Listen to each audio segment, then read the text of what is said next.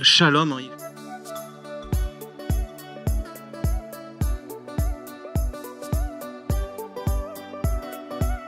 Shalom en Yeshua, ce qui veut dire encore paix en le Sauveur. Amen. Manu a prié, je repriais quand même. C'est pour ça. Notre Dieu, notre Père, tu vois que c'est toujours pour moi quelque chose d'apporter ta parole, Seigneur. Et toi qui nous as donné la vie, Seigneur, tu nous as révélé Jésus-Christ par ton Saint-Esprit. Alors que ton Saint-Esprit nous travaille ce matin encore, qu'il ôte ce qui vient de moi et que reste dans les cœurs et dans les esprits ce qui vient de toi. Dans le nom de Jésus-Christ, nous te le demandons. Amen. Amen. Et oui, comme toujours, d'être ici, c'est quand même un défi. Parce que j'ai une responsabilité devant Dieu. Et donc, j'essaie de m'examiner moi-même. Alors, pour ce message, comme d'habitude, je me suis mis devant Dieu. Bon, je suis un peu aidé, j'ai aussi une femme qui prie pour moi, alors merci Seigneur. Et j'ai dit à Dieu, Seigneur, qu'est-ce que tu veux que je partage de ta parole cette fois? Bon, alors, si on a une oreille attentive, des fois ça va très vite. Hein. Il m'a dit, parle d'un verset qui n'est pas enseigné. Ok, donc ce matin, vous vous doutez, on va peut-être pas parler de Jean 3,16. Quoique, on a eu tout à l'heure un don qui disait que l'amour de Dieu est important et quel autre verset n'est pas le plus connu et le plus synthétique pour nous rappeler le cadeau que nous a fait Dieu au travers de Jésus-Christ. Alors j'ai envie qu'on le partage à son voisin et qu'on dise « Car Dieu a tant aimé le monde », je vous écoute, « qu'il a donné son Fils afin que quiconque croit en lui ne périsse point, mais qu'il ait la vie éternelle. » Amen. Amen. Alors on revient au sujet du jour. Comment trouver l'un des versets les moins échangés, discutés, partagés de la Bible? Bon, on est à l'ère moderne, vous avez vu. Je reste quand même aussi attaché au papier. Et donc, il faut savoir s'aider des outils que l'on possède. Donc, j'ai fait appel à l'intelligence artificielle, mais en la cadrant, hein, parce que vous allez voir, il faut la cadrer. Je lui ai dit, recherche dans toute la littérature chrétienne répertoriée actuellement les 10 versets dont il est le moins parlé dans un article, dans une prédication, dans un livre. Alors, j'ai bien dit, j'utilise l'IA avec parcimonie, parce que c'est pas elle qui m'a écrit mon texte aujourd'hui, hein, soyons d'accord. Hein. Et si je l'utilise, c'est parce qu'elle a une capacité d'aller répertorier tout ce qui existe pour l'assimiler. Mais il faut savoir, j'ai eu dernièrement cette chance au travail d'avoir une petite formation sur l'IA, que des fois elle est un peu, comme on dit, hallucinée. C'est-à-dire que je lui ai demandé une liste de versets, mais elle va pas se contenter de me donner la liste de versets, elle va vouloir parler avec moi, la bête, là. Oui, alors tu sais, il y a des versets, c'est des généalogies, donc c'est pas beaucoup discuté. Ou alors il y a des versets un peu complexes à comprendre, donc ils sont pas très mis en avant. Non, mais moi, je veux juste que tu me donnes une liste de 10 versets. Après, blabla écrit, j'ai eu droit à mes 10 versets. Mais pourquoi prêcher sur un verset trop peu enseigné? On va lire un passage dans la Bible qui se situe dans 2 Timothée, au chapitre 3, versets 16 et 17. Alors là, pour la circonstance, je l'ai pris dans la version dite Bible Martin. Elle est affichée, vous pouvez la lire en même temps. Toute l'écriture est divinement inspirée et utile pour enseigner, pour convaincre, pour corriger et pour instruire selon la justice. Aujourd'hui, c'est un peu mon verset clé, au sens où s'il y a des versets qui sont peu partagés en prédication ou dans des articles de presse ou sur Internet, dans 2 Timothée 3, 16, 17, il nous est dit que toute l'écriture, on parle bien de la parole de Dieu, est divinement inspirée. Alors, pourquoi y aurait-il des versets délaissés? Dans la Bible, pas un seul verset n'est là pour broder, meubler ou rallonger le texte de ta lecture. Si Dieu a permis qu'ils soient écrits, c'est qu'ils sont là pour que tu sois enseigné. J'en reviens à ma liste. Ça y est, j'ai ma liste des 10 versets les moins connus, enfin les moins apportés. Et je commence à les lire les uns après les autres. Alors, les généalogies, si je commence une prédication sur la généalogie, attention. Il y a aussi ceux qui sont complexes à comprendre ou qui apportent des confusions. Et là, je lis et PAM! Vous savez, un peu comme quand vous passez devant le radar automatique et qu'il vous flash. Ça vous arrive pas? Bon. Ah, j'ai entendu un oui. Merci, frère. Ou alors, pour être un peu plus littéraire, c'est un peu comme quand vous travaillez sur un document et que vous surlignez un passage. Et ça, dans la parole de Dieu, spirituellement, ça s'appelle avoir un réma à la lecture de la parole. Et comme Dieu, il a beaucoup d'humour, je vous ai cité mon verset clé dans 2 Timothée 3. Eh bien, vous savez quoi? Le réma, il est apparu sur 2 Timothée 4, donc dans le même livre, au verset 13. Donc, ce verset que nous allons étudier aujourd'hui, c'est l'un des versets les moins partagés. Et pourtant, ça m'a mis un vent frais. Donc là, je l'ai pris dans la version Darby, pour ceux qui m'écoutent parler et qui voient que ça affiche autre chose.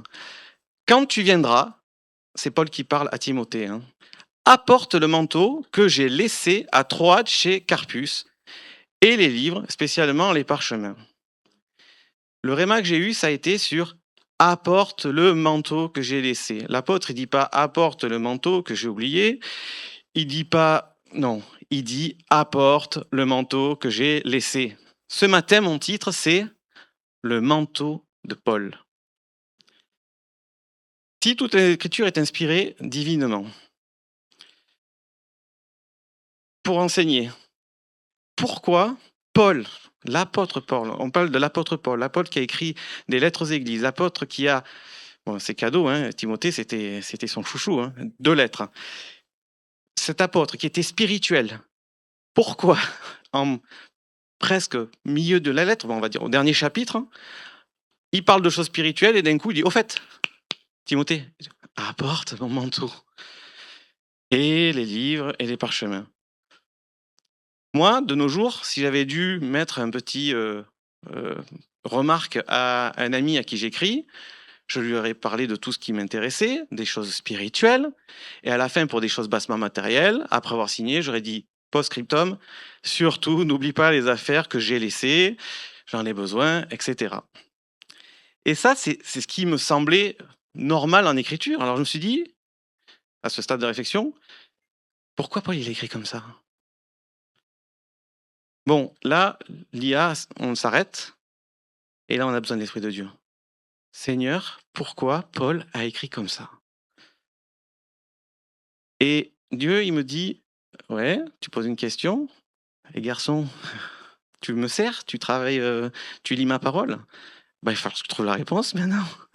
Donc je vais t'aider par mon esprit, mais tu vas travailler. C'est ce que j'ai dû faire, hein.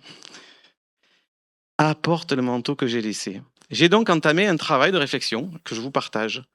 Donc j'ai regardé au contexte du livre, de la lettre de Timothée, aux définitions des mots de manteau, de laisser. J'ai bien vérifié que dans toutes les traductions en français, c'était bien que j'ai laissé et pas que j'ai oublié. Et après, je me suis dit, voilà, il y a peut-être un premier sens, et il y a peut-être des images spirituelles à en dérouler. Donc, je suis allé jusqu'à la traduction des manuscrits dans les langues originelles. En somme, j'ai sondé les Écritures. Alors, il y aurait des heures, hein, sur le manteau. Dans ma traduction, Thomson, il est cité 29 fois. Dans d'autres traductions, il est cité une quarantaine de fois. On va pas faire les 40, hein, vous inquiétez pas. Mais je vous propose de nous limiter à 3 exemples sur le manteau, le vêtement. Le premier, ça sera le manteau d'Élie, transmis à Élysée, avec comme focus sur lequel je veux vous partager, si tu as reçu un appel, prépare-toi et sois patient en entendant l'onction. Je ne sais pas si tout à l'heure vous avez vu, mais on a eu un don, on a eu des dons de prophétie, on a eu aussi un chant, et Emmanuela avait à cœur de parler sur la patience. Ça sera le premier développement. Le deuxième, ça sera sur l'éphod que s'était fabriqué Gédéon. Et je donnerai comme titre à ce développement le piège de l'idolâtrie. Et enfin, le troisième, pour terminer, nous regarderons au manteau de Bartimée. Vous connaissez Bartimée? C'est qui Bartimée? C'est un aveugle. Bon, c'était nous, quoi. Et donc, on regardera à ce qu'il a fait, à savoir, il a entendu parler de Jésus, Il a cru en Jésus, il a vu Jésus, et du coup, il a suivi sans regarder en arrière. Amen. Mais on va regarder déjà au contexte du livre de Timothée, de la lettre, comme vous voulez, et l'analyse au premier degré. Ce verset de 2 Timothée 4, 13 est situé juste après le verset clé que je vous ai dit, toute l'écriture est divinement inspirée.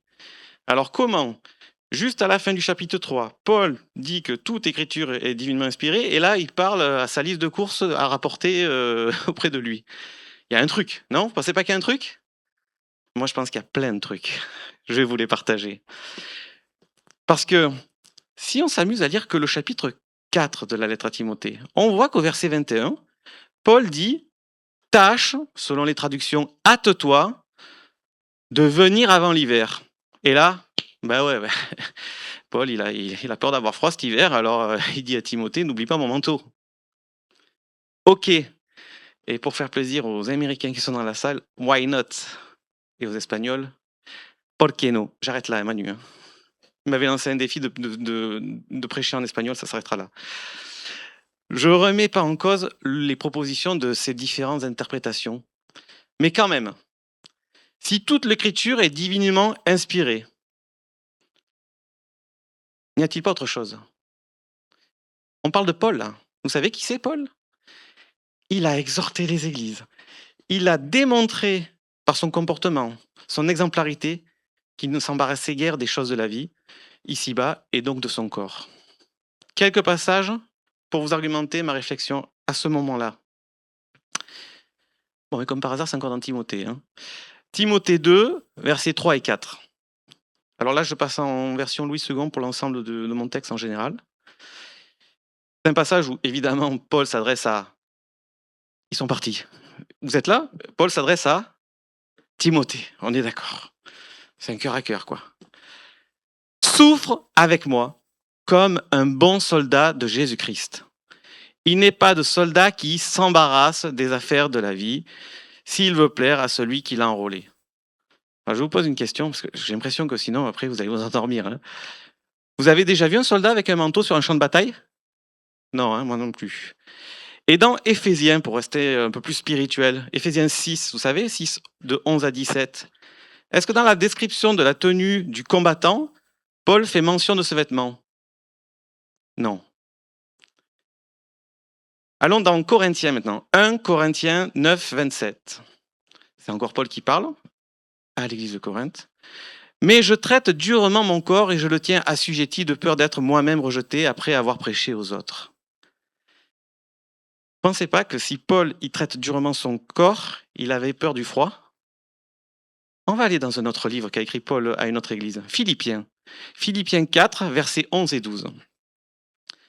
Ce n'est pas en vue de mes besoins que je dis cela, car j'ai appris à être content de l'état où je me trouve. Je sais vivre dans l'humiliation, je sais vivre dans l'abondance. En tout et partout, j'ai appris à être rassasié et à avoir faim, à être dans l'abondance et à être dans la disette. Vous ne pensez pas que si Paul il avait besoin d'un manteau, il se serait tourné vers Dieu en disant « Seigneur, j'ai besoin d'un manteau ». Il y a quelque chose derrière ce manteau, non? Vous en pensez quoi? Pour conclure sur cet argumentaire, je vais prendre ce que dit le Seigneur Jésus lui-même. On va aller dans Matthieu, au chapitre 6, verset 25. C'est un passage où il s'adresse à ses disciples qui veulent savoir qui est le plus fort, qui est le plus grand, tatati, tatata. Et là, il leur dit, non, mais c'est pas comme dans le monde. Hein. C'est pourquoi je vous le dis. Pardon, excusez-moi. Donc, je reprends. Matthieu 6, 25. C'est pourquoi je vous le dis, ne vous inquiétez pas de votre vie et de ce que vous mangerez, ni pour votre corps, de quoi vous serez vêtu. La vie n'est-elle pas plus que la nourriture et le corps plus que le vêtement? Merci, frère. Pour continuer dans mes questions que je me posais pour vous partager ce message, lors de ma préparation, je me suis dit, si j'étais à la place de Timothée, est-ce que j'aurais eu le même raisonnement que je viens de vous tenir? Ben non. Timothée, il était proche de Paul. Il connaissait Paul. Il savait comment Paul parlait. Et il savait ce que représentait ce manteau. Et si Paul a posé cette phrase en plein milieu du chapitre et non en post-scriptum comme moi je l'aurais fait en bas de ma lettre, c'est parce que il y a des raisons qu'on va partager ensuite là. Revenons à la tournure d'écriture de Paul. Apporte le manteau que j'ai laissé en Troade chez Carpus. C'est précis, c'est clair, on ne peut pas se tromper, c'est un ordre. Mettez-vous maintenant à la place de ce Carpus. Paul lui a confié ses affaires. Pensez qu'il était trop chargé, Paul, pour les emporter, qu'ils allaient chez Carpus? Non, il y avait quelque chose. Et là, Paul, il désire que Carpus lâche ce mandat. Pour des raisons qui nous regardent peu, mais c'est ce que Paul désire. Et pour s'assurer que Carpus n'opposera pas d'opposition à récupérer les affaires de Paul, il a placé cette phrase de « apporte le manteau que j'ai laissé à Troade chez Carpus » dans sa lettre et pas à la fin de sa lettre. Pourquoi? Je suis Carpus. Paul, je le connais. Timothée, est-ce que je le connais? Peut-être moins. Un petit jeune là qui en veut, là, tranquille. Non, les jeunes, il faut y aller, hein, fort. Hein. On compte sur vous. Les jeunes, on compte sur vous. Bon, merci le moyen jeune, c'est bien. Mais Carpus aurait pu dire « Hé petit, c'est pas toi qui as rajouté le post-scriptum en bas de la lettre? Tu serais pas en train de vouloir me récupérer les affaires de l'apôtre Paul? » Parce que des fois, quand un apôtre peut nous confier quelque chose, on peut se sentir honoré, mais on peut vite déraper à un petit peu de, comment dire, d'orgueil, voire traiter les affaires de l'apôtre comme une relique.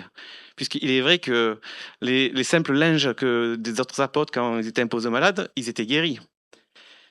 Et donc, j'imagine bien Carpus qui pourrait être en mode je lui donne pas. Alors que là, avec la lettre qui lui est écrite et qui présente Timothée, il n'y a pas à discuter. Manteau et onction. Nous y voilà.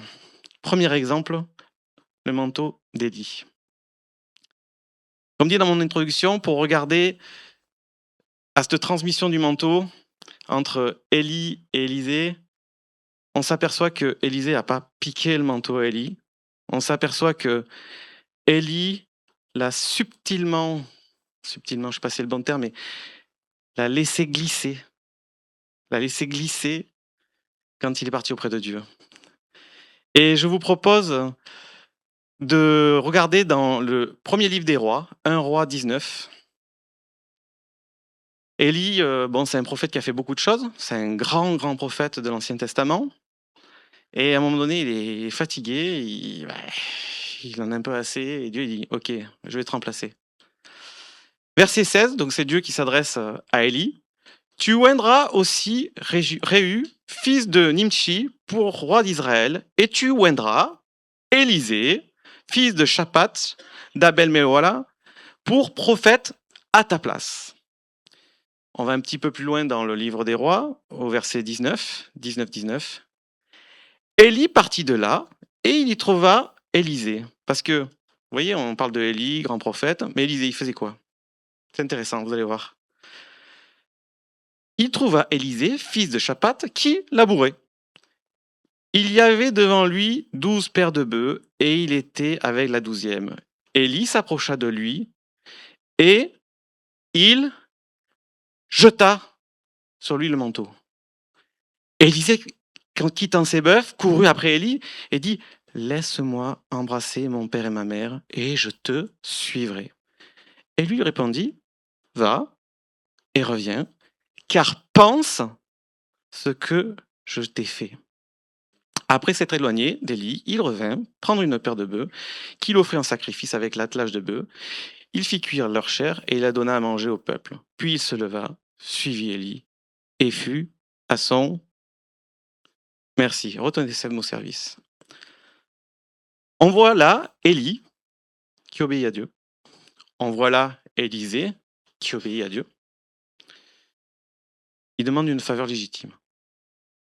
Mais pour prouver son complet attachement, il offre cette 12e paire de bœufs avec laquelle il travaillait, en montrant quelque part ce non-retour dans la vie du commun des charnels, mais un abandon complet au service de Dieu et à la formation auprès d'Élie.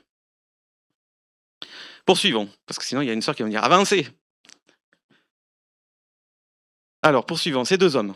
Je vous propose d'aller un peu plus loin avec Élie et Élisée, dans le deuxième livre des rois, 2 Rois 2, versets 1 à 12. C'est un peu long, mais il y a beaucoup de choses importantes.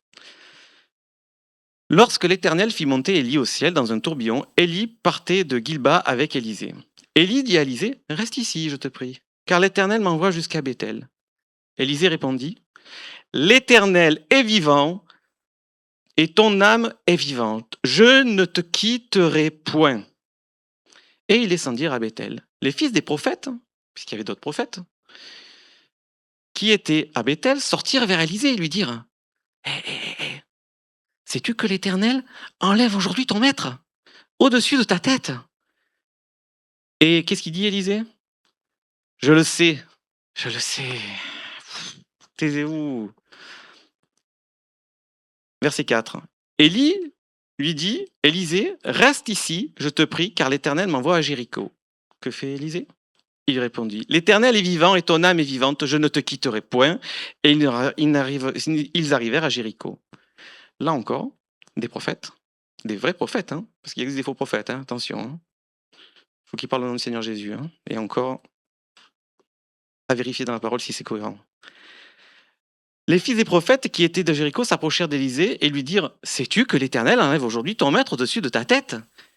Et Élisée de répondre, je le sais, taisez-vous. Et lui dit, reste ici encore une fois, je te prie, car l'Éternel m'envoie au Jourdain. Il répondit, l'Éternel est vivant et ton âme est vivante, je ne te quitterai point. Et ils poursuivirent tous les deux leur chemin. Verset 7, 50 hommes d'entre les fils des prophètes arrivèrent et s'arrêtèrent à distance vis-à-vis d'eux et s'arrêtèrent au bord du Jourdain. On arrive au manteau. Mais c'était important qu'il y ait ce contexte. On voit tout le travail dans le cœur d'Élisée. On voit aussi un petit peu le challenge qu'Élie fait à Élisée. Tout ça, c'est des choses qui ne sont pas terrestres, qui ne sont pas des choses qu'on apprend ou en entreprise ou où on veut. On sent tout le cheminement de Dieu dans ces deux hommes. Verset 8. Alors Élie prit son manteau, le roula. Vous voyez, vous roulez un manteau, ok. Et frappa les eaux, qui se partagèrent ça et là. Et ils passèrent tous deux à sec. Verset 9. Lorsqu'ils eurent passé, Élie dit à Élisée, demande ce que tu veux que je fasse pour toi avant que je sois enlevé d'avec toi. Élisée répondit, vous avez vu, il n'est pas surpris, il dit, ah bon, tu t'es enlevé? Non, non, mais non, il était déjà bien câblé spirituellement avec Dieu. Hein. Élisée, il demande quelque chose qui pourrait paraître orgueilleux, mais Dieu connaît les cœurs. Et donc, dans la demande que va faire Élisée, c'était une demande juste. Élisée répondit, qu'il y ait sur moi, je te prie, une double portion de ton esprit. C'est pas petit, hein. Vous savez la vie d'Élie, hein. Élie dit, tu demandes une chose difficile. Mais si tu me vois pendant que je serai enlevé d'avec toi, cela t'arrivera ainsi, sinon cela ne t'arrivera pas. Comme il continue à marcher en parlant, voici un char de feu et les chevaux de feu les séparèrent l'un de l'autre. Et Élie monta au ciel dans un tourbillon. Élisée regardait et criait « mon père, char d'Israël et sa cavalerie !» Et il ne le vit plus. Saisissant alors ses vêtements, Élisée, il les déchira en deux. Il se releva et trouva le manteau d'Élie qu'il avait laissé tomber. Puis, Élisée retourna vers le Jourdain, s'arrêta. Et là, est-ce que, comme si c'était, un acte magique, hein, j'aime pas employer ce mot, mais est-ce qu'il fait pareil que Élie, il roule le manteau? Non. Il a le manteau, ce manteau que Élie lui a laissé. Il a vu Élie monter, donc Élisée sait qu'il est agréé de Dieu et que ce manteau est devant les hommes le symbole qu'il est le prophète de Dieu. Il prend le manteau, il tape les eaux s'ouvrent. Il dit quoi? Où est l'Éternel, le Dieu d'Élie? Lui aussi, il frappa les eaux et se partagèrent ça et là. Élisée passa. L'Éternel, le Dieu d'Élie, c'est l'Éternel, le Dieu d'Élisée. Amen. Alors, je reviens sur ce que je vous ai dit parce que je ne peux pas m'empêcher de commenter ces passages tellement ils me plaisent. Mais on voit que le manteau d'Élie et d'Élisée, ou le manteau de Paul, n'a pas un pouvoir magique, mais c'est Dieu qui établit une onction visuelle auprès des hommes et qui valide les hommes. Autre remarque. Est-ce que vous pensez, bon, avec tout ce que je vous ai dit en commentaire, vous allez me dire non. Est-ce que de son côté, Élisée était sans esprit de Dieu jusqu'au moment où Élie a été enlevé? Non, pas du tout. Il était en formation. Il, il était sur cet apprentissage qu'on peut aussi appeler le discipolat pour être formé à être un serviteur et un successeur accompli pour le service de Dieu. Amen. Alors une autre remarque qui apparaît pas dans ce passage que je viens de vous partager, mais qui est dans la Bible. Je vous l'ai dit, Élisée a demandé le double portion de Élie pour le service. Et Dieu l'a accordé parce qu'il a vu le cœur d'Élisée. Alors je vous propose, quand vous serez chez vous, de faire une petite étude et vous compterez le nombre de miracles d'Élie et d'Élisée. Non, je suis pas comme ça. Il en est recensé 7 pour Élie. Et donc, si Élisée a demandé le double portion et que c'était de Dieu, combien il en a fait, Élisée? 14. Mais à ce stade-là, j'ai envie de dire que l'habit ne fait pas le moine. Et on va regarder, du coup, à un mauvais exemple, les fautes de Gédéon. Alors, je vous parle des fautes, je vous ai parlé de manteau, on recadre. L'éphod, c'est quoi? Un éphod. Dans l'Ancien Testament, l'éphod a 2 significations. Dans un groupe de passages, il est considéré comme un vêtement, dans d'autres comme une image. Quand on parle du vêtement, l'éphod est mentionné dans les ordonnances sacerdotales comme faisant partie de la tenue officielle du grand prêtre. Alors oui, je parle d'éphod, et pourquoi? Puisque tout à l'heure, je vous ai dit dans mon introduction que le mot manteau, il était abordé 30 à 40 fois selon les traductions. Donc aujourd'hui, je voulais insister sur le manteau de Paul, peut-être aussi le manteau de chacun d'entre nous, on va y revenir. Et au travers de ce vêtement, je voudrais voir ce qu'a fait Gédéon. Vous connaissez l'histoire de Gédéon. Gédéon, il était humble, il réfléchissait à protéger le peuple. Et il a été nommé héros d'Israël. Lisons dans le livre de Juges, au chapitre 8, versets 22 à 27. C'est un passage où, un petit peu après avoir tout réussi avec la grâce de Dieu, il y a une petite glissade de Gédéon. Mais c'est pas un jugement que je porte sur Gédéon, parce que si déjà je suis un Gédéon, ça sera déjà beaucoup. Les hommes d'Israël dirent à Gédéon, puisqu'ils avaient gagné contre les ennemis, domine sur nous, et toi, et ton fils, et les fils de ton fils, car tu nous as délivrés de la main de Madian. Gédéon leur dit, je ne dominerai point sur vous, et mes fils ne domineront point sur vous, c'est l'Éternel qui dominera sur vous. Gédéon leur dit, j'ai une demande à vous faire, c'est là que légitime, pas légitime la demande. Donnez-moi chacun les anneaux que vous avez eus pour butin. Les ennemis avaient des anneaux d'or, car ils étaient ismaélites. Ils dirent, nous les donnerons volontiers. Ils étendirent un manteau, comme quoi tous les manteaux sont pas... Il devait être bien gros le manteau, parce que vous allez voir ce qu'il y a après. Sur lequel chacun jeta les anneaux de son butin. Le poids des anneaux d'or que demandait Gédéon fut de 1700 cycles d'or, sans les croissants, les pendants d'oreilles, les vêtements de pourpre que portaient les rois de Madian, et sans les colliers qui étaient au cou de leurs chameaux. Gédéon fit un éphod, il le plaça dans sa ville, à Ophra, où il devint l'objet de prostitution pour tout Israël. Il fut un piège pour Gédéon et sa maison. Que nous enseigne ce deuxième passage? Contrairement au passage du service de prophète d'Élie à Élisée, où Élisée avait fait une demande légitime, Gédéon lui a fait une demande qui a fait s'égarer et lui, et sa famille, et tout le peuple de Dieu. Alors, il a su dire, non, je veux pas être votre roi, je veux que Dieu domine sur vous, mais malheureusement, l'homme est l'homme, nous sommes des hommes, des femmes, et parfois nous dérapons, même dans le service, même quand on a accompli de grandes choses avec Dieu. Alors, je suis pas là pour juger Gédéon, comme j'ai déjà dit, mais c'est dommage de se créer un vêtement qui n'est pas le nôtre. un appel qui n'est pas le nôtre, un service qui n'est pas le nôtre. En fabriquant cet éphode, il s'est créé un ministère de grand prêtre. Dieu l'avait pas appelé être un grand prêtre. Dieu l'avait appelé être un guerrier, libérateur du peuple.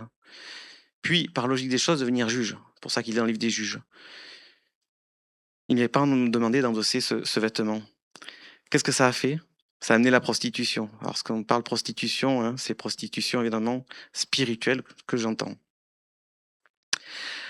Alors, nous avons vu un cas un peu idéal, Élisée. Nous avons vu, j'ai envie de dire, un dérapage d'un grand serviteur de Dieu, et je l'appellerai qu'un dérapage. Et pour moi, et pour toi, vous allez me dire, oui, mais là tu nous parles de grands hommes de Dieu. Mais pour être grand, il ne faut pas être le serviteur de tous. Qu'est-ce que nous dit le Seigneur Jésus? Regardons dans Marc, au chapitre 10, versets 42 et 44. Mais quiconque vous êtes grand parmi vous, qu'il soit votre serviteur, et quiconque vous êtes le premier parmi vous, qu'il soit l'esclave. L'esclave de qui? De tous. Je propose donc de regarder à un manteau, celui de Bartimée, et c'est amusant, mais la transition, c'est que c'est les versets juste après. C'est versets 46 à 52. On va lire l'histoire de Bartimée. Ils arrivèrent à Jéricho, et lorsque Jésus en sortit avec ses disciples et avec une grande foule, le fils de Timée, Bartimée, mendiant, aveugle, était assis au bord du chemin. Il entendit que c'était Jésus de Nazareth. Il se mit à crier « Fils de David, Jésus, aie pitié de moi !» Jésus, je vous ai dit, c'était sauveur tout à l'heure en hébreu. Plusieurs le reprenaient pour le faire taire, mais il criait beaucoup plus fort « Jésus, fils de David, aie pitié de moi !» Qu'est-ce qui se passe au verset 45? Jésus s'arrête et dit « Appelez-moi ». Alors, souvent on dit, si tu veux rencontrer Jésus, prie-le, parle-le, et il va venir à toi. Et là, ce qui est intéressant, c'est qu'on voit que Jésus dit « Appelez-le-moi ». On va peut-être y revenir. Ils l'appelèrent, l'aveugle, en lui disant « Prends courage ». Alors les gens qui l'avaient cassé, tais-toi, tout ça, là, prends courage. Incroyable, retournement de situation incroyable. Prends courage. L'aveugle jeta son manteau et se levant d'un bond, vint vers Jésus. Jésus, prenant la parole, lui dit « Que veux-tu que je te fasse ?» « Rabouni, Rabouni, lui répondit l'aveugle, que je recouvre la vue. Jésus lui dit « Va, ta foi t'a sauvé. » Aussitôt, il recouvre la vue. Qu'est-ce qu'il a fait? Il est va non. Et suivit Jésus dans le chemin. Alors, souvent, quels enseignements, quelle image pour moi, pour toi? Vous allez vous dire, il est très nombriliste, très égocentrique, il parle toujours de lui avant les autres. Non. Si je dis pour moi avant pour toi, c'est que je dois appliquer ce que je suis en train de te partager dans ma vie, sinon je suis un beau parleur, un pharisien, tout au pire, ou un donneur de leçons. Et c'est pas ce que je veux. Donc, ce que je vous partage, c'est ce que j'essaie de vivre. Donc, dans ce passage, je m'identifie à Bartimée. Oui, j'étais mendiant, aveugle et assis au bord du chemin spirituellement. Mais j'ai entendu parler de Jésus. Et par contre, contrairement à Bartimée, j'ai pas eu ce cas où il y a des personnes qui m'ont dit tais-toi. Et vraiment, Bartimée, pour moi, il a su faire un pas de foi énorme. À nouveau, dans le verset 50, je me réidentifie à Bartimée. Du fait qu'un jour, comme Bartimée, moi j'ai déposé mon manteau aux pieds de Jésus. Je me suis débarrassé de ma vie en me confiant à Jésus. Verset 21. Pour voir la reconnaissance et la position qu'avait Jésus dans sa vie, Bartimée, il nomme Jésus comme Rabouni. Alors il y a deux écritures, avec un H, sans un H. Vous savez ce que ça veut dire? Ça veut dire maître. Est-ce que Dans le monde dans lequel nous vivons en France, vous avez un maître. Vous avez la liberté de faire ce que vous voulez. Vous n'avez pas un roi au-dessus de votre tête et vous n'êtes pas esclave comme certains ont pu l'être dans d'autres temps. Et pourtant, Bartimée, il désire être esclave de Jésus. Et c'est pas tout de le dire, c'est qu'il le prouve. Parce que dans le passage, je vous ai dit, et il suivit Jésus. Est-ce que dans le texte, il y a écrit, il est reparti chercher des affaires là qu'il avait au bord du chemin, il a repris son manteau parce que il risquait d'avoir froid, et il a suivi Jésus? Non. 2 Corinthiens 5, 17. Si quelqu'un est en Christ, c'est une nouvelle création. Les choses vieilles sont passées, voici toutes choses sont faites nouvelles. Alors aujourd'hui, on est à l'heure. Synchronisation des montres.